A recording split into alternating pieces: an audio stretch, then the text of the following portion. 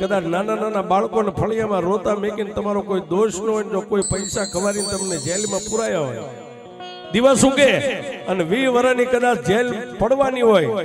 અને તમારા વકીલે કીધું કે ભાઈ આપણે કેસ હારી ગયા છે, દિવસ ઉગે એટલે તને સજા પડશે, ત્યારે સાહેબ કોઈને ન સંભાળો, પણ જેલના ખૂણામાં દાઢી હાથ દઈને એમ કહો કે એ માં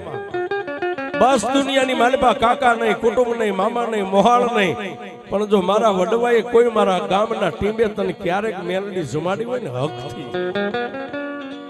મારી દી ઉગે એટલે મને સજા પડશે, મારી હું 20 વર્ષની કદાચ જીવીશ તો ભોગવી લઈશ,